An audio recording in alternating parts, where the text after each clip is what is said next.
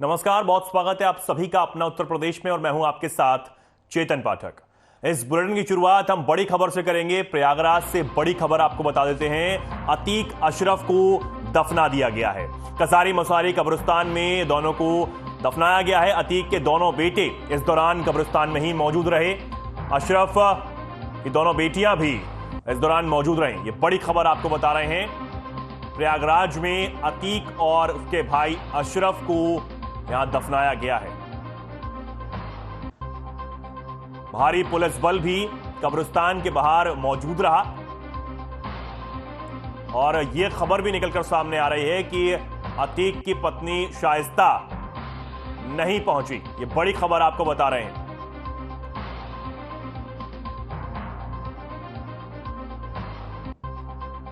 अतीक के जनाजे में उसकी पत्नी शाइस्ता नहीं पहुंची है। ये पुष्टि नहीं हो पाई है कि पहुंची है या नहीं पहुंची है। यह बड़ी खबर आपको बता रहे हैं प्रयागराज से, जहां कसारी मसारी कब्रगाह में दोनों के शवों को दफन किया गया है। कुछ ही रिश्तेदार इस दौरान कब्रिस्तान में मौजूद रहे, साथ ही अतीक के दोनों बेटे कब्रिस्तान में मौजूद रहे।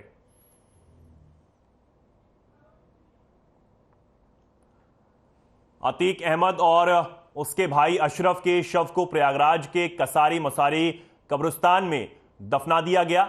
उत्तर प्रदेश के प्रयागराज में शनिवार रात अतीक अहमद और उसके भाई अशरफ की गोली मारकर हत्या की गई थी। पत्रकार बनकर पहुंचे 3 हत्यारों ने दोनों पर ताबड़तोड़ फायरिंग की थी। करीब 40 सेकंड में दोनों की मौत हो गई। वारदात को अंजाम देने के बाद हमलावरों ने सरेंडर कर दिया। पुलिस फिलहाल उनसे पूछताछ में जुटी हुई है। हमले के वक्त अतीक और अशरफ को मेडिकल के लिए प्रयागराज के काल्विन अस्पताल ले जाया जा रहा था। उत्तर प्रदेश के मुख्यमंत्री योगी आदित्यनाथ ने हत्याकांड की जांच के लिए 3 सदस्यीय न्यायिक आयोग का गठन कर दिया है। पूरे यूपी में धारा 144 भी लागू कर दी गई है। आरोपियों के नाम अरुण मौर्य निवासी कासगंज, लवलेश तिवारी निवासी बांदा और सनी निवासी हमीरपुर बताए जा रहे हैं। वहीं अतीक और अशरफ के जनाजे में केवल करीबी रिश्तेदार ही शामिल हुए। अतीक और अशरफ को सुपुर्दे खाक करने के दौरान अतीक के दोनों नाबालिग बेटे और अशरफ की दोनों बेटियां कब्रगाह में मौजूद रहीं। वहीं शाइस्ता के जनाजे में शामिल होने की पुष्टि नहीं हो पाई है। इस दौरान भारी पुलिस बल भी कब्रिस्तान तैनात रहा।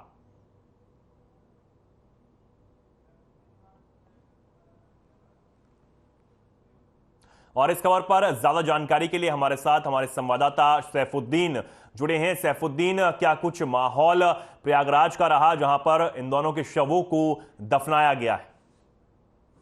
लेकिन अभी आपको ये बता दें कि जो है आज उनके जो है दफनाने का दिन भी आ चुका है। दूसरी बात जो है, जहाँ पे उनके बेटे की तो कब्र थी, उसी के बगल में अतीक अहमद की भी कब्र बनाई गई है। उसी के बगल में जो है उनके चाचा की भी कब्र बनाई गई है। फिलहाल इस तरह से बता रहे हैं कि जिस तरह से उनको हालात से बेहाल कर दिया गया, वहाँ पे लोग पहुंचे भी हैं। फिलहाल घर के लोग जो सिर्फ चंद लोग वहाँ पर पहुंच पाए हैं। अभी फिलहाल यदि मैं आपको बता दें कि बहुत लोग ऐसे थे जो उनके रिश्तेदार थे, जो 2 अहबाब थे, जो अगल बगल के रहने वाले थे, वो उनको भी आने का जो है जज्बा जागा था कब्रिस्तान तक पहुंचने का। मगर कहीं ना कहीं ये भी निकल के सामने आ रहा है कि उन लोग नहीं जा रहे हैं। मगर जो जा रहे हैं उनका आधार कार्ड जमा हो रहा है। एक अजीब सा वहाँ पे माहौल बना हुआ है।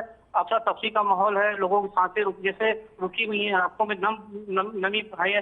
और जो है वहाँ के पुलिस कर्मचारी भी कुछ ऐसे हैं जो इनके आए दिन उठा बैठा करते थे, तो वो भी कहीं ना कहीं बेबस हैं। और उन्होंने भी बात कही कि हाँ, इनके साथ ये घटना हुई है, जो जैसा करेगा उसको यही मिल जाएगा, जो आग खाएगा वही यही जो है उसके साथ अंजाम हो जाएगा। फिलहाल अभी यहाँ पे माहौल ऐसा बना हुआ है कि जिस तरह से लोग कहा जा रहा था कि कब्रिस्तान लोग जो आखिरी रास्ता होता है, कब्र में डालने का आखिरी वक्त होता है और आखिरी मंजिल का आखिरी दिन होता है, तो वो सब चीजें तो खाली जबान में कही जा सकती है। मगर ऐसे लोगों के लिए लोग अपने आप को यही बात कह रहे हैं कि वहाँ उनके साथ में जो है आखिरी सफर में भी लोग उनका साथ छोड़ चुके हैं। जो उनके रिश्तेदार थे, जो उनके जो 2 अहबाब थे, वो भी जो है कहीं ना कहीं उनसे दूरी बना ली है। क्योंकि भी लग रहा है कि कहीं कहीं हम इसमें जाते हैं और मेरा आधार कार्ड जमा होता है तो आगे पूछताछ के लिए हमको भी बुलाया जा सकता है कि इनके साथ किस तरह का व्यवहार था, किस तरह रहते थे आपके साथ, इनके साथ और क्या घटना होती थी, और क्या घटनाएं की है। उसको भी कहीं ना कहीं जनता नजरअंदाज नहीं कर रही है, उसको बात को सोच रही है। फिलहाल अशरफ की जो है उनकी जो है बेटियां भी आई हुई हैं, उनकी जो है वो भी लोग, उनके परिवार के लोग आए, मगर कब्रिस्तान से वो काफी दूर पे हैं, कम से कम 40-50 कदम के दूर पे जो है महिलाएं खड़ी हुई है। फिलहाल एक शरीयत के साथ ये होता है कि मुसलमान जो है कब्र की और जो औरतें होती हैं वो कब्र के अंदर नहीं जा सकती है, बाहरी से जो है सिटक सिटक के रो रही हैं और चेहरे के जो है पूरे बुरके उनके भीगे जा रहे हैं। और आज वो यही कह रहे कि मेरे सर से जो है बाप का साया चला गया, मैं यतीम हो गया। मगर इस बात का भी एहसास होना चाहिए जो उन्होंने घटनाएं कही हैं, जो गलतियां की हैं, उसका खमियाजा उनको यही मिल गया है। और जो है माहौल जो है शांत माहौल बना हुआ है, सांसें रुकी हुई हैं, हर तरह के आदमी ये सोच रहा है कि ये क्या हो गया। किसी को इस बात का अंदाजा नहीं था कि ना इस बात का अतीक को अंदाजा था, ना अशरफ को अंदाजा था, ना इस बात का अंदाजा था किसी जो है इतनी बड़ी घटना यहाँ पे हो सकती है। इस बात का अंदाजा किसी को भी नहीं था कि ये उनको अंदाजा जरूर था जिन्होंने जो है ये अंजाम दिया है, जिन्होंने गोली चलाई है, जिन्होंने जो है इतना बड़ा संहार किया है, ये बात उनको जरूर पता थी कि आज हम ये क्या करने वाले हैं।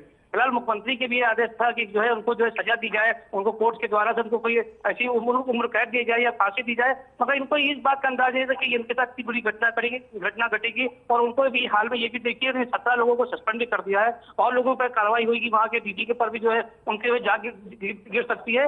मगर ये है मुख्यमंत्री ने उसको बहुत संज्ञान में लिया है, क्योंकि वो भी कहीं ना कहीं अफसोस ज्यादा है क्योंकि चुनाव का पीरियड है, शहर जो है त्योहार का टाइम है, इस तरह की घटना होना किसी के लिए भी सवालिया निशान हो सकता है। जी सैफुद्दीन, कब्रिस्तान के बाहर सुरक्षाकर्मी, जो पुलिस सुरक्षाकर्मी हैं, उस लिहाज से क्या कुछ माहौल वहां बना रहा, और साथ ही साथ क्या पुष्टि ये हो पाई है कि जो शाइस्ता परवीन है, अतीक की पत्नी, वो यहां पहुंची हैं या नहीं? बात अभी सामने यही आई है, सना परवीन की बात सामने नजर आ रही है कि हाँ वो यहाँ पहुंची नहीं है, नहीं उनका कोई भी अभी तक के कोई क्लू मिल पा रहा है, नहीं कोई जो है संज्ञान में आ पा रहा है कि वो कहाँ पर है। अभी फिलहाल जो है जो लोग उनके रिश्तेदार जो हैं, उनके छोटे छोटे जो है अधिकारी जो हैं, वो कहीं नहीं पूछते हैं, उनसे पूछने की कोशिश कर रहे हैं कि क्षमा परवीन आएंगी या नहीं आएंगी, आएंगी तो कहाँ पे रहेंगी, किस तरह से माहौल बना हुआ है। मगर ये बातें हो रही हैं मगर वो नजर नहीं आती हैं, और उन्हें कहीं ना कहीं अपने आप को कहीं ना कहीं छुपा रखा है, या अपने आप को जो खून के आंसू पी करके बैठी हुई है कहीं पर। मगर अभी उनका सामने आना बहुत बड़ा निशान सामने आ जाएगा उसको, क्योंकि उनको मुकदमा लिखा हुआ है, वांटेड है। इस पर कहीं ना कहीं ये भी सवाल निशान हो सकता है कि उनको आया जाए, उनको अरेस्ट कर लिया जाए। मगर आने वाला वक्त उनके लिए भी बहुत भारी पड़ सकता है, क्योंकि मिट्टी के बाद, जैसे कि आपने देखा होगा कि उनके बेटे की मौत हुई, उसके एक दिन के बाद उनको दफनाया गया, दूसरे दिन उनके उनके बाप की मौत हो गई और उनके चाचा की भी मौत हो गई। इस तरह के कहीं ना कहीं सवाल, इस तरह के जो है सवाल सामने नजर आ रहे हैं, इसलिए लोग देख रहे हैं, डर रहे हैं, सहम रहे हैं। और आने वाले वक्तों में ये भी समझना चाहिए जो मुजरिम हैं, जो आने वाले वक्तों में जो घटनाएं कर चुके हैं, जो घटनाएं करने की कोशिश कर रहे हैं, उस पर कहीं कहीं रोग लग सकता है इस मामले को लेकर के। हाँ, बहरहाल जैसे अभी आपने कहा कि कैसा माहौल है, पुलिस जो है चप्पे चप्पे पे, आदमी नजर नहीं आ रहा है, मगर पुलिस की वर्दी सामने दूर से नजर आ रही है। और जो है गली कूचों में दूसरा कोई संगीत हालत में कुछ दिख भी रहा है तो उसको बैठा ले रहे हैं पुलिस विभाग के लोग। मैं उनको उससे पूछताछ करे तो कैसे यहाँ पर आए, कितनी मिट्टी में आया। किसी ने कहा नहीं मैं नमाज पढ़ने आया था, मैं जा रहा हूँ, मैं उधर जो है थोड़ा गली में घूमने तो मैं जा रहा हूँ। तो लोग चलते फिरते नजर आ रहे हैं, रुकते नजर नहीं आ रहे हैं। लोग कहीं कहीं मिट्टी को देखने भी आ रहे हैं, मगर उसको नजरअंदाज करे दे रहे कि मैं यहाँ पर नहीं आया था। अब इतना ऐसा लोगों को पैर फैली हुई है कि वो यही कह रहे हैं कि मैं यहाँ पर नहीं आया था, मगर लोग देखने के लिए आए थे। अब ये मेरे सहयोगी ने वहां पर बताया है कि वहां पे इस तरह का माहौल बना हुआ है कि चप्पे चप्पे पे, कोने कोने पे पुलिस के विभाग के लोग बैठे हैं, आरपीएफ बैठी हुई है, एटीएस के जो है लोग घूम रहे हैं, एसटीएफ के लोग घूम रहे हैं, सीबीआई के भी लोग वहां पे मौजूद हैं। हर तरह के लोग, पुलिस विभाग के लोग वहां पर मौजूद तो जरूर हैं, मगर बात ये सन्नाटा जो है कहीं कि पुलिस को भी इस बात का नजर आ रहा है कि हाँ यहाँ पे सुरक्षा जो है हमारी जो है सुरक्षा बहुत कायदे से है, और हम भी यहीं पर। ठीक है सैफुद्दीन, मैं यही रुकना चाहूंगा। आपको बहुत धन्यवाद आपका ये जानकारी हम तक पहुंचाने के लिए। आगे बढ़ते हैं, बड़ी खबर आपको बता दें, प्रयागराज से ही इस वक्त की बड़ी खबर है। अतीक अहमद और अशरफ हत्याकांड मामले से जुड़ी है बड़ी खबर। घटना की जांच के लिए न्यायिक आयोग को गठित कर दिया गया है। 3 सदस्यीय आयोग का गठन कर दिया गया है। 2 महीने के अंदर जांच रिपोर्ट आयोग सौंपेगा। रिटायर्ड हाईकोर्ट जज अरविंद कुमार त्रिपाठी आयोग के अध्यक्ष बनाए गए हैं। पूर्व डीजीपी सुबेश कुमार सिंह आयोग के सदस्य बनाए गए हैं। रिटायर्ड जिला जज ब्रजेश कुमार सोनी आयोग के सदस्य हैं। घटना की विस्तृत जांच करेगा 3 सदस्यीय आयोग। ये बड़ी खबर आपको बता रहे हैं, प्रयागराज से ही इस वक्त की बड़ी खबर है। और अतीक अहमद और साथ ही साथ अशरफ हत्याकांड से जुड़ी बड़ी खबर है। आयोग का गठन कर दिया गया है और 3 सदस्य ये आयोग का गठन यहां किया गया है। प्रयागराज से इस वक्त की बड़ी खबर आपको लगातार बता रहे हैं। रिटायर्ड हाईकोर्ट जज आयोग के अध्यक्ष बनाए गए हैं। पूर्व डीजीपी आयोग के सदस्य हैं और साथ ही साथ रिटायर्ड जिला जज भी आयोग के सदस्य यहां पर बनाए गए हैं। और अब जल्द ही 2 महीने के अंदर ही पूरी विस्तृत जो रिपोर्ट है वो आयोग सौंपेगा। ये बड़ी खबर आपको लगातार बता रहे हैं। ये आयोग जांच करेगा, पूरे हत्याकांड से जुड़ी जांच यहां पर यह आयोग करेगा। ये बड़ी खबर लगातार आपको बता रहे हैं। अतीक अहमद और अशरफ के हत्याकांड से जुड़ी ये बड़ी खबर है। 3 सदस्यीय आयोग का गठन यहां किया गया है, जो विस्तृत तरीके से जांच यह आयोग अब करेगा।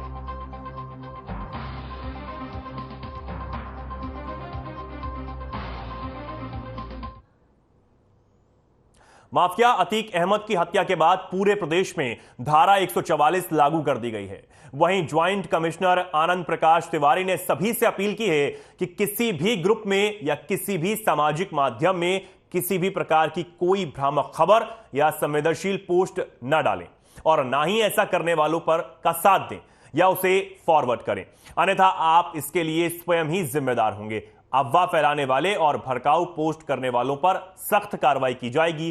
साथ ही उन्होंने यह भी कहा कि सभी पोस्ट और सभी माध्यमों पर पैनी नजर रखी जा रही है। अब तक 3 लोगों पर कार्रवाई की जा चुकी है। साथ ही कोई भी जुलूस या धरना प्रदर्शन बगैर परमिशन के नहीं किया जा सकता है।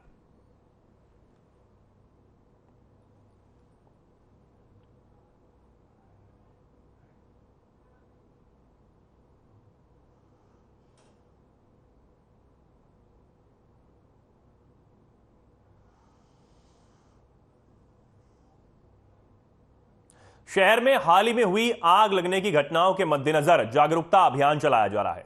आपको बता दें कि आग लगने की वजह से जान और माल दोनों का नुकसान होता है। इन हादसों को रोकने के लिए लोगों में जागरूकता की भारी कमी देखी जाती है, इसलिए आग बुझाने के संसाधनों के बारे में जागरूक होना बेहद जरूरी है। इसी कड़ी में कानपुर के एमरॉल्ड गार्डन में फायर मॉक ड्रिल का आयोजन किया गया। कर्नलगंज फायर स्टेशन के इस अभियान में एमरॉल्ड गार्डन में काम करने वाले सुरक्षा कर्मियों और वहां के रहने वाले लोगों को आग लगने के दौरान किस प्रकार की सावधानियां बरतनी चाहिए और आग बुझाने के उपकरणों को किस तरीके से काम में लिया जाना चाहिए, इस बारे में लाइव प्रेजेंटेशन दिया गया। लाइव डेमो के दौरान कर्नलगंज फायर स्टेशन के फायर ऑफिसर प्रदीप कुमार शर्मा ने बताया कि विपरीत परिस्थितियों में किस प्रकार आग पर काबू पाया जाए और आग में फंसे लोगों को किस तरीके से सुरक्षित निकाला जाए। यह सबसे अहम जिम्मेदारी एक फायरमैन के साथ आमजन की भी होनी चाहिए, जिससे जान और माल की हानि कम होगी।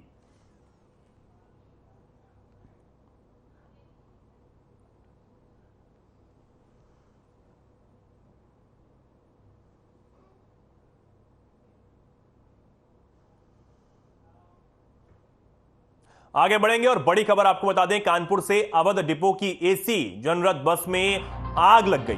झकरकटी बस अड्डे पर खड़ी थी बस, अज्ञात कारणों से यह आग लगी है। दमकल की गाड़ी ने आग पर किसी तरह काबू पा लिया है। ये बड़ी खबर आपको बता रहे हैं। झकरकटी पर बस अड्डे पर खड़ी थी ये बस, तब अचानक अज्ञात कारणों के चलते बस में आग लगी है।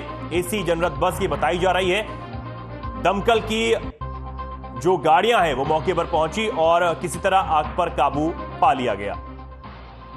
ये बड़ी खबर कानपुर से आपको बता रहे हैं। अवध डिपो की एसी जनरत बस में ये आग लग गई। तस्वीर में आप देख सकते हैं किस तरीके से एसी बस में आग लगी हुई दिखाई दे रही है। जकरकटी बस अड्डे पर यह बस खड़ी हुई थी, तब अचानक इसमें आग लग गई।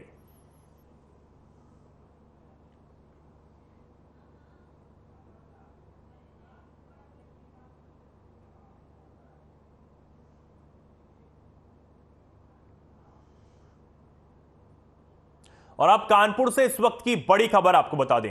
अतीक हत्याकांड के बाद पुलिस अलर्ट, चप्पे चप्पे पर रखी जा रही पैनी नजर। हर थाने की फोर्स फ्लैग मार्च कर रही है। पुलिस टीम ने क्षेत्र में किया फ्लैग मार्च। थाना प्रभारी राम बाबू सिंह रहे मौजूद। ये बड़ी खबर लगातार आपको बता रहे हैं। कैंट एसीपी शिवा सिंह जाजमऊ भी मौजूद रहे। ये बड़ी खबर लगातार आपको बता रहे हैं। अतीक अहमद के हत्याकांड के बाद पुलिस जो है वो अलर्ट मोड पर है। लगातार हर थाने की फोर्स फ्लैग मार्च कर रही है। पुलिस टीम ने क्षेत्र में फ्लैग मार्च किया है, लोगों से शांति बनाए रखने की अपील यहां की गई है और साथ ही साथ यह भी सख्त हिदायत दी गई है कि अगर कोई भी फेक न्यूज फैलाता है तो उस पर सख्त कार्रवाई की जाएगी। बड़ी खबर कानपुर से इस वक्त की बड़ी खबर आपको बता रहे हैं, थाना प्रभारी राम बाबू भी इस दौरान मौजूद रहे। तो फ्लैग मार्च लगातार पुलिस की तरफ से किया जा रहा है।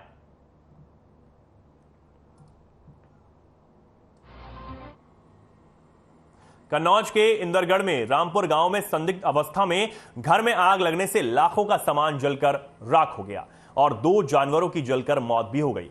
घटना से इलाके में हड़कंप मचा हुआ है। बता दें कि मौजूद लोगों ने जब तक आग पर काबू पाया तब तक घर में रखा लाखों का सामान जलकर राख हो चुका था। पीड़ित ने आला अधिकारियों को घटना की पूरी जानकारी दी, जिसके बाद लेखपाल ने नुकसान का आकलन किया है।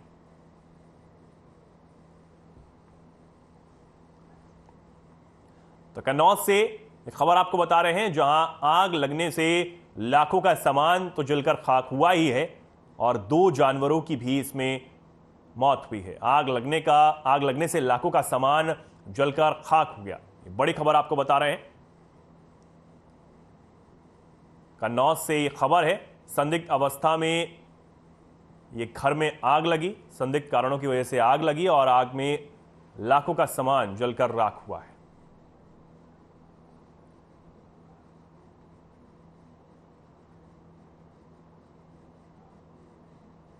और अब बड़ी खबर कन्नौज से, चुनाव से पहले पुलिस ने पकड़ी अवैध शस्त्र फैक्ट्री।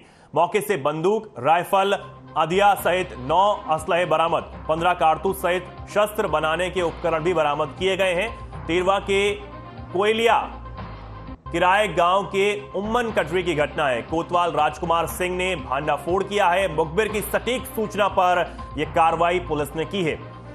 तो कन्नौज से इस वक्त की बड़ी खबर है, कोतवाल राजकुमार ने इस फैक्ट्री का भांडाफोड़ किया। तिरवा के कोयलिया की पूरी जो फैक्ट्री है वो यहां पर उसका खुलासा किया गया है। कोतवाल राजकुमार सिंह ने ये भांडाफोड़ यहां किया है और तस्वीरें आप देख सकते हैं। एक शख्स को भी यहां गिरफ्तार किया गया है और अवैध जो असले हैं वो बरामद किए गए हैं।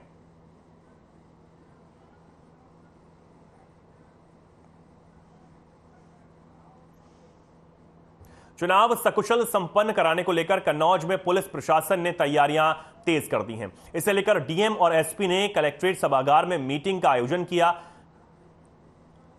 एसपी ने बताया कि जिले में कानून व्यवस्था मजबूत करने को लेकर 42 सेक्टर और 12 जोन बनाए गए हैं, जहां सुरक्षा व्यवस्था के लिए बाहर से भी फोर्स मंगवाई गई है। साथ ही उन्होंने कहा कि इसके अलावा बड़े स्तर पर आपराधिक तत्वों के खिलाफ निरोधात्मक कार्रवाई जारी है। एसपी ने आचार संहिता का 100% पालन करने की बात भी कही है।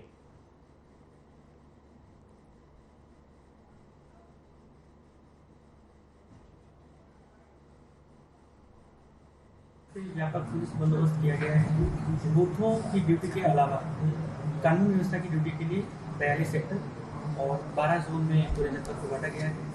इसमें जनपद स्तर पर फोर्स की आवश्यकता का आकलन करते हुए बाहर से भी फोर्स की मांग की गई है, जो चुनाव के पहले हमें प्राप्त होगी।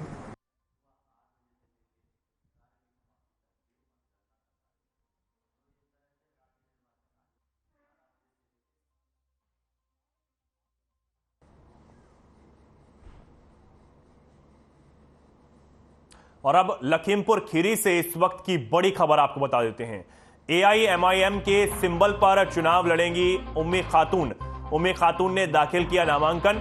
AIMIM के जिला अध्यक्ष और समर्थक रहे मौजूद। खीरी नगर पंचायत से चुनाव लड़ेंगी उम्मी खातून। कस्बे में विकास को लेकर अच्छा रिस्पांस देंगे, ये उम्मी खातून की तरफ से कहा गया है। कस्बे के विकास के लिए बेहतर काम किए जाएंगे, ये उन्होंने कहा है। और साथ ही कस्बे में जो सुविधाएं होनी चाहिए वो नहीं है, ये हाजी सईद गौरी की तरफ से कहा गया है। तो ये बड़ी खबर आपको बता रहे हैं। खीरी नगर पंचायत चुनाव के लिए नामांकन दाखिल किया गया है। लखीमपुर खीरी से इस वक्त की बड़ी खबर आपको बता रहे हैं। कस्बे में विकास को लेकर काम करेंगे, ये उम्मे खातून ने नामांकन दाखिल करने के बाद कहा। उम्मे खातून ने नामांकन दाखिल किया है। AIMIM के सिंबल पर चुनाव लड़ने का फैसला यहां किया गया है और नामांकन पत्र भी दाखिल किया गया है। इस दौरान AIMIM के जिला अध्यक्ष भी मौजूद रहे। हमारा मुद्दा ये है कि पिछले जो दीगर चेयरमैन रहे हैं कस्बा खीरी के, उन लोगों ने कस्बे का काफ़ी इंतहाई नुकसान किया है। उन्होंने लूटा है कस्बे को और बहुत सारी जो मूलभूत सुविधाएं हैं उन चीज़ों से वंचित रखा है हमारे कस्बे को। जाहिर सी बात है, चाहे वो एजुकेशन का मुद्दा रहा हो या और भी हॉस्पिटल रहे हों, खेल के मैदान रहे हों, पार्क रहे हों, किसी भी चीज़, कोई भी ऐसी फैसिलिटी जो हमारे कस्बे में होनी चाहिए वो सारी चीज़ें नहीं रही हैं। बहुत अच्छा लग रहा है और कोशिश रहेगी कि महिलाओं के लिए ज़्यादा से ज़्यादा काम किया जाए कस्बे में, और लड़कियों के लिए जो नहीं हो पा रहा है आज तक वो करने की पूरी कोशिश रहेगी। उम्मीद है हम बहुत अच्छा रिस्पांस भी देंगे इसके लिए। महिलाओं के लिए कि पहली बात तो उनको सबसे ज़्यादा जागरूक करना है, क्योंकि हमको लगता है कि महिलाएं सिर्फ घर के अंदर का ही सोच पाती है, बाहर नहीं निकल पाती है। उनको निकलना है और एक मिसाल बनकर सामने आना है मुझे कि मैंने घर से निकल कर बाहर बहुत कुछ किया है। मैं 13 साल से स्ट्रगल कर रही हूँ और अगले 5 सालों तक जस्ट डबल स्ट्रगल करूँगी, क्योंकि मुझे बहुत कुछ करना है। अगर मुझे करना ही। अमरोहा की नगर पंचायत नौगावा सादत से आसमा परवीन पत्नी नईम हसन लाउजी ने अध्यक्ष पद के लिए नामांकन पत्र दाखिल किया है। अपनी प्राथमिकताएं गिनाते हुए उन्होंने बताया कि अगर जनता हमें चुनती है तो हम नगर पंचायत नौगावा सादत की जनता के लिए बेहतर स्वास्थ्य सेवाएं, बेहतर शिक्षा और युवाओं के लिए खेल का मैदान बनाने का काम करेंगे। वहीं नईम हसन लाउजी ने बताया कि हमारे कस्बे में बिजली के केबल जर्जर अवस्था में पड़े हुए हैं, जिनमें आए दिन फॉल्ट होते ही रहते हैं और हादसा होने का डर भी सताता रहता है। हम सबसे पहले बिजली के इन जर्जर केबलों को सही कराने का काम करेंगे।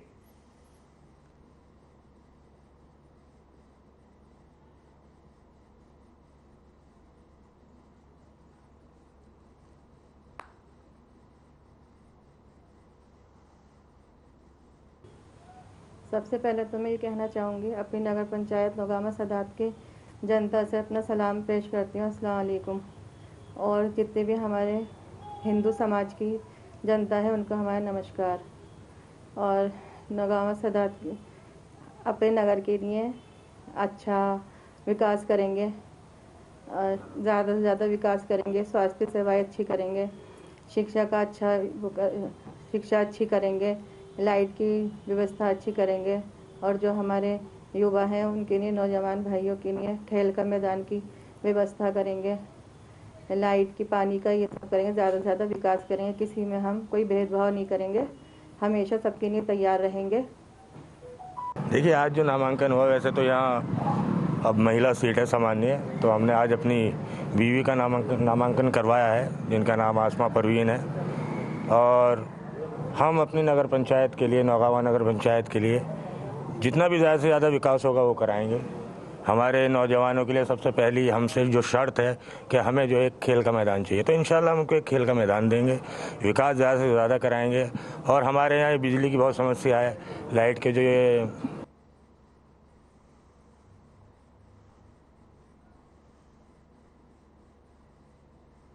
अमरोहा की नगर पंचायत नौगावा सादत से निवर्तमान चेयरपर्सन शाइना चांद ने अध्यक्ष पद के लिए नामांकन किया। नामांकन पत्र दाखिल करने के बाद पत्रकारों से बातचीत करते हुए उन्होंने बताया कि हमने अपने पिछले कार्यकाल में भी विकास किया है और आने वाले समय में भी विकास करके दिखाएंगे। चेयरपर्सन पति हाजी चांद आलम ने बताया कि हमने काम किया है और आगे भी काम करके दिखाएंगे। जो विकास कार्य अधूरे रह गए हैं, जैसे शुद्ध पानी की व्यवस्था, जिस पर काम हमने शुरू कर दिया था लेकिन समय के अभाव के कारण वो पूरा नहीं हो पाया है, जिसको हम आने वाले समय में पूरा करके दिखाएंगे।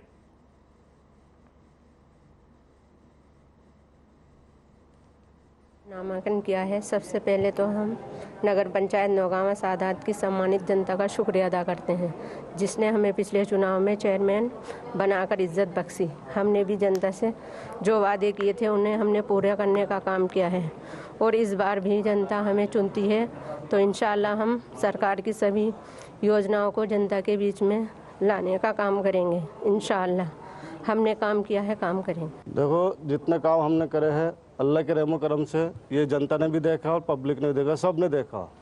और जो काम हमारे बचे कुछ रहेगा है, जो हमने थोड़ा वादे करे थे वो कुछ पूरे हो चुके हैं, कुछ बाकी है, वो भी अल्लाह ने चाहा इंशाअल्लाह ताला दोबारा ये मौका मिलता है हमें जैसे, तो हम वो वादे पूरे करेंगे।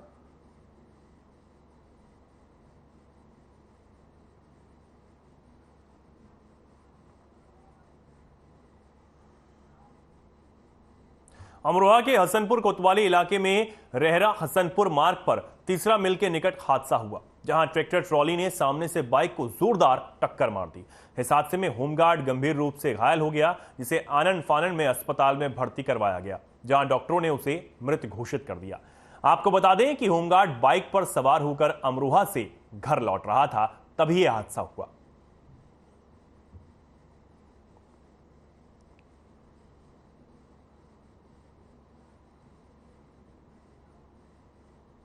गाजियाबाद के सिहानी गेट थाना क्षेत्र के गांधीनगर इलाके में बेखौफ बदमाशों के हौसले बुलंद होते जा रहे हैं। बदमाश ने जूते की दुकान पर जूते खरीदने के लिए आए, वहीं पर जूते की कीमत को लेकर दुकानदारों और बदमाशों के बीच कुछ कहासुनी हो गई।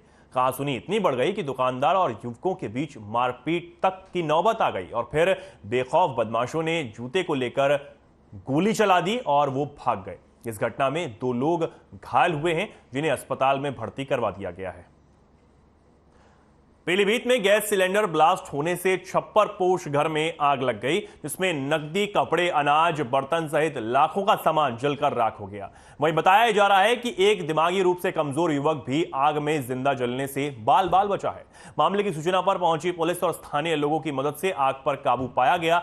बताया जा रहा है कि पीड़ित महिला दाने दाने के लिए मोहताज हो गई है। वहीं पीड़िता के पास अभी तक प्रशासन का कोई भी अधिकारी मदद के लिए नहीं पहुंचा है।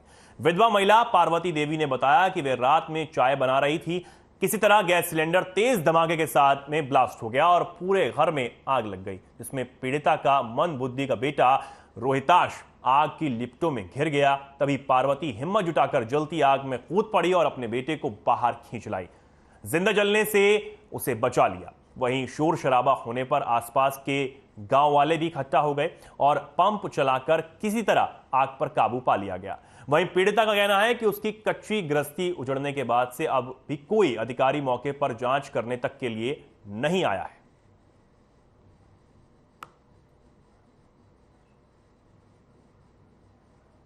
अरे नुकसान बहुत सारे कपड़ा जरी गए और खोका जरी गो और बर्तन वाले बे सब जरी गए और इलवारी हैं, तखत है, चार खटियां बेबी जर गई। तो खाने पीने को कुछ बचा है? खाना पीने कुछ नहीं, मोदी जी ने जो गला मिलतो वो भी सब जरी गो, कुछ नहीं रहो, नहीं बचा है, कुछ नहीं बचा, आटा चावल तकलो नहीं बचा है, कपड़े उपड़े कुछ ना है। हम नंगे मुंगे, खाली गर्मी ही तो हमने साड़ी लेकर के टांग दी, खाली लला का गोछा ओढ़ ले, ओढ़ के हमने गर्मी कोई है ही ना है।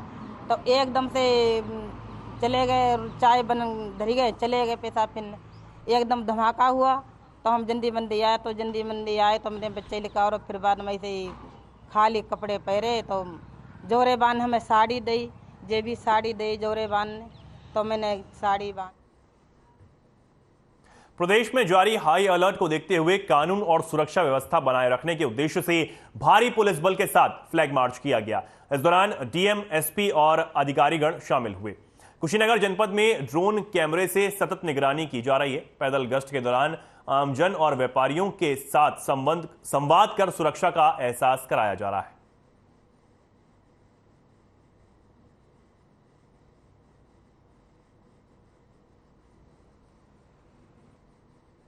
फिलहाल के लिए खबरों में इतना ही। नमस्कार।